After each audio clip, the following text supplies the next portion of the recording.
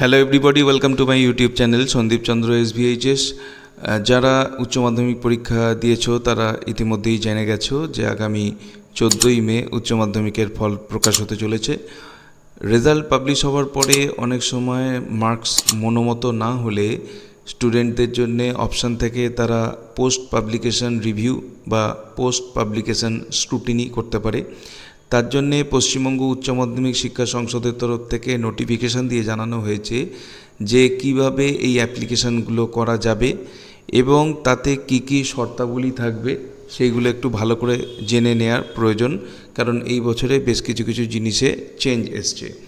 যে নোটিফিকেশানের মাধ্যমে এটা জানানো হয়েছে তার নাম্বার হচ্ছে LPR 209/2026।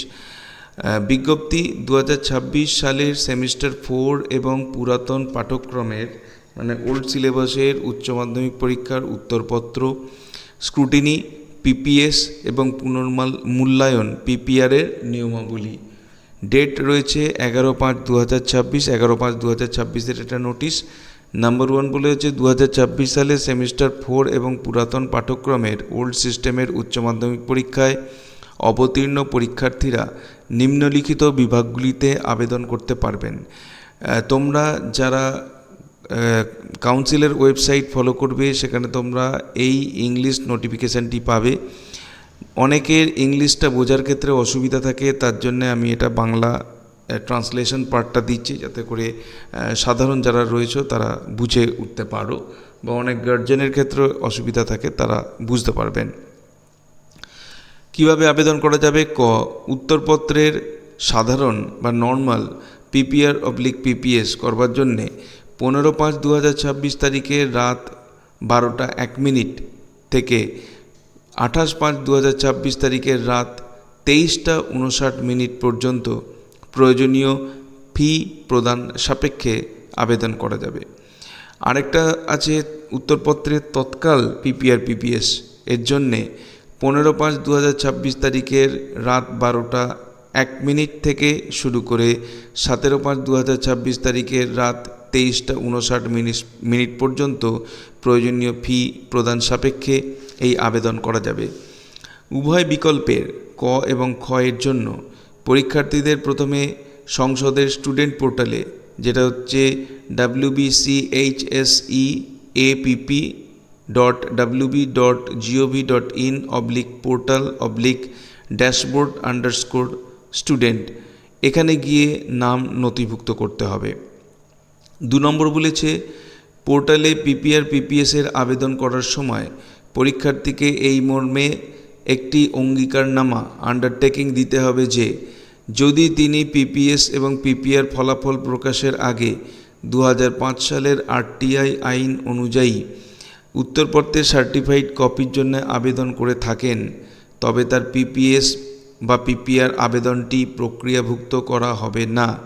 সেই ক্ষেত্রে RTI আবেদন অনুযায়ী তাকে উত্তরপত্রের সার্টিফাইড কপি প্রদান করা হবে। অর্থাৎ একই সঙ্গে RTI এবং PPR/PPS করা যাবে না। আগে PPR/PPS করুন, তাতে স্যাটিসফাইড না হলে তারপরে RTI করুন। 3 নম্বর, PPR/PPS এর আবেদন শুধুমাত্র অনলাইন মোডের মাধ্যমেই গ্রহণ করা হবে। আবেদন জমা দেওয়ার জন্য অন্য কোনো বিকল্প ব্যবস্থা গ্রহণ করা হবে না। 4 নম্বর, অনলাইন আবেদন জমা দেওয়ার জন্য পরীক্ষার্থীদের সেমিস্টার 4 বা উচ্চ মাধ্যমিক পরীক্ষার পুরাতন পাঠ্যক্রম অনুযায়ী রোল নম্বর এবং মার্কশিট নম্বর লিখতে হবে। 5 নম্বর হচ্ছে আবেদন ফি।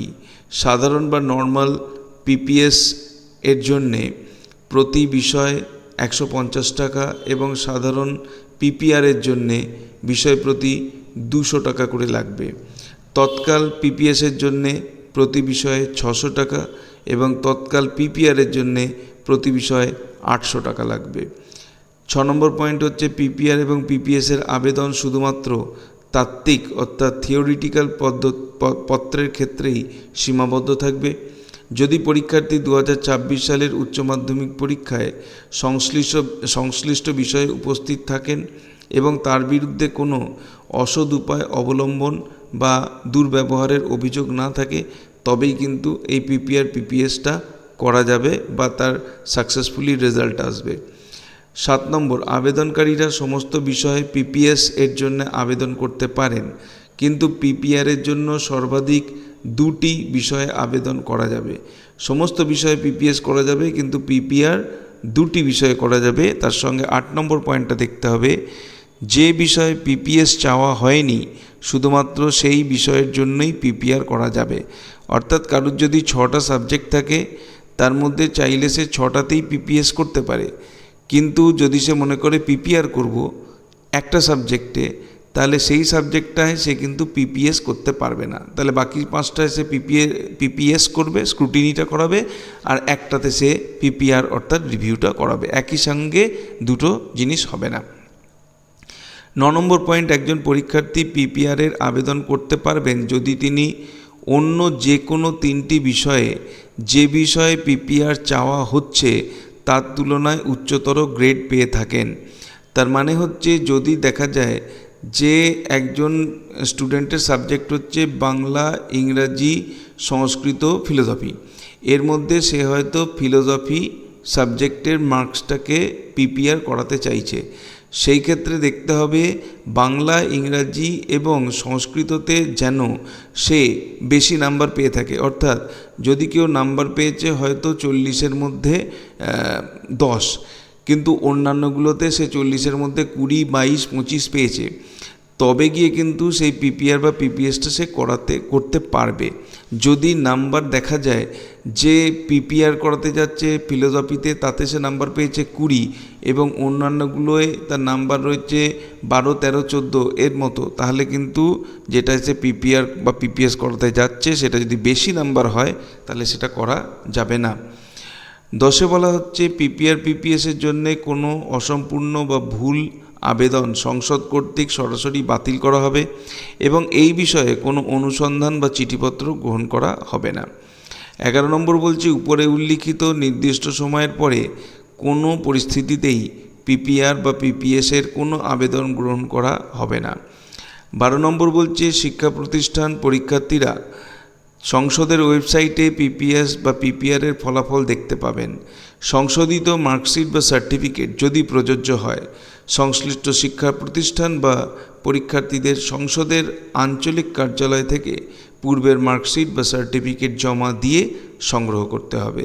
শিক্ষা প্রতিষ্ঠানগুলোকে তাদের ছাত্রছাত্রীদের এই ধরনের সংশোধিত মার্কশিট বা সার্টিফিকেটের রেকর্ড বজায় রাখতে হবে। 13 নম্বর পয়েন্ট হচ্ছে, সাধারণ বা নর্মাল পিপিএস বা পিপিআর এর ফলাফল আবেদন জমা দেওয়ার শেষ তারিখ থেকে 1 মাসের মধ্যে ঘোষণা করা হতে পারে, তবে তৎকাল পিপিএস বা পিপিআর এর ফলাফল অনলাইন আবেদন প্রাপ্তির 8 দিনের মধ্যে প্রকাশ করা হবে। অন্যথায় পরীক্ষার্থী কর্তৃক জমা দেওয়া অতিরিক্ত ফি, তৎকাল ফি বা সাধারণ ফি আবেদন সাপেক্ষে পরীক্ষার্থীকে ফেরত দেওয়া হবে। অর্থাৎ সাধারণ ক্ষেত্রে 1 মাস বা তৎকালের ক্ষেত্রে 8 দিনের মধ্যে যদি রেজাল্ট পাবলিশ না হয় তাহলে পরীক্ষার্থী আবেদন করলে সেই টাকা ফেরত পেয়ে যাবে। 14 নম্বর পয়েন্ট, পরীক্ষার্থীদের পিপিআর এবং পিপিএসের ফলাফল মেনে নিতে হবে।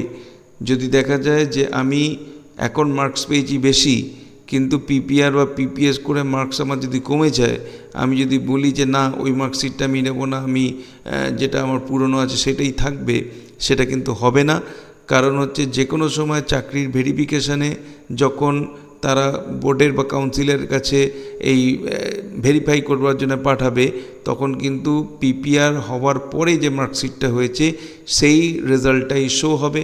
সেক্ষেত্রে তুমি যদি দেখা যায় যে হায়ার মার্কসের মার্কশিট জমা দিয়ে থাকো পরীক্ষার জন্যে বা চাকরির পরীক্ষার বা ইন্টারভিউয়ের ক্ষেত্রে, আর তোমার কাছে যদি ভেরিফাই করে যদি কোম্পানি পায় যে কম মার্কস ছিল, তাহলে কিন্তু তোমার এখানে একটা ফলস ইনফরমেশান দেওয়া হয়ে যাবে। সুতরাং যাই হোক না কেন পিপিআর পিপিএস করার আগে সেই জন্য ভেবে করবে, যদি মার্কস কমে সেটাও কিন্তু নিতে হবে।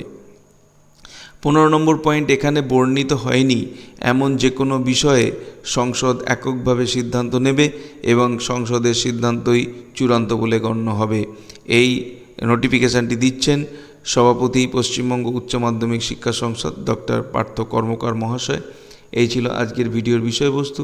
ভিডিওটি ভালো লাগলে অবশ্যই এটাকে একটা লাইক করো, চ্যানেলে নতুন এসে থাকলে চ্যানেলকে সাবস্ক্রাইব করার সাথে সাথে পাশের বেল বাটনে প্রেস করো, যাতে করে পরবর্তীকালে এই ধরনের ভিডিওর লিঙ্ক তোমরা সরাসরি পেতে পারো। দেখা হবে নেক্সট ভিডিওতে। Till then, goodbye and thank you.